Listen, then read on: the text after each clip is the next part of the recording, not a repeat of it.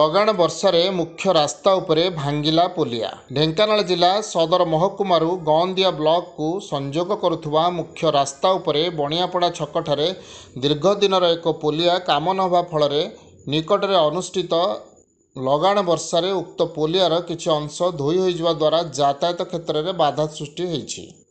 ପୂର୍ତ୍ତ ବିଭାଗ ଦ୍ୱାରା ଉକ୍ତ ରାସ୍ତାଟିର ନବୀକରଣ କାର୍ଯ୍ୟ ହୋଇଥିଲେ ସୁଦ୍ଧା ଉକ୍ତ ଛକଠାରେ ଥିବା ଏହି ପୁରୁଣା ପୋଲିଆଟିର ନବୀକରଣ ନ ହେବା ଫଳରେ ବର୍ଷା ବେଳେ ଗୁଣ୍ଡରାପଶି ପ୍ରୋଜେକ୍ଟ ଓ ତତ୍ସହିତ ଜଙ୍ଗଲ ପାଣି ପ୍ରବଳ ମାତ୍ରାରେ ମାଡ଼ି ଆସିବା ଦ୍ୱାରା ଉକ୍ତ ପୋଲିଆଠାରେ ଏକ କୃତ୍ରିମ ଜଳଭଣ୍ଡାର ସୃଷ୍ଟି କରିବା ସହିତ ପୋଲିଆର କିଛି ଅଂଶକୁ ସମ୍ପୂର୍ଣ୍ଣ ଭାବେ ଧୋଇ ନେଇଛି, ଯାହାଫଳରେ ଜନସାଧାରଣମାନେ ଯାତାୟାତ କ୍ଷେତ୍ରରେ ଅସୁବିଧାର ସମ୍ମୁଖୀନ ହେଉଥିବାର ଦେଖିବାକୁ ମିଳୁଛି। ସେହିପରି ଉକ୍ତ ଛକଟି ଏକ ଜନଗହଳିପୂର୍ଣ୍ଣ ହୋଇଥିବା ଯୋଗୁଁ ଅନେକ ସମୟରେ ଛୋଟ ବଡ଼ ଦୁର୍ଘଟଣାମାନ ଘଟୁଛି।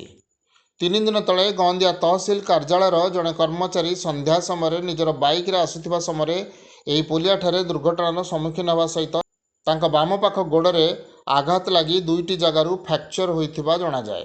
ସେହିପରି ଅନେକ ବ୍ୟକ୍ତି ଏଠାରେ ଦୁର୍ଘଟଣାର ସମ୍ମୁଖୀନ ହୋଇ ଖଣ୍ଡିଆ ଖାବରା ହେଉଥିବାର ଦେଖିବାକୁ ମିଳୁଛି।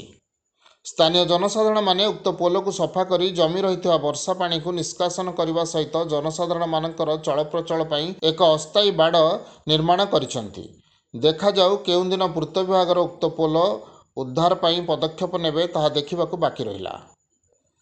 ଢେଙ୍କାନାଳରୁ ସୌମ୍ୟରଞ୍ଜନ ମହାନ୍ତିଙ୍କ ରିପୋର୍ଟ, ନାଗରାଜ ନ୍ୟୁଜ୍।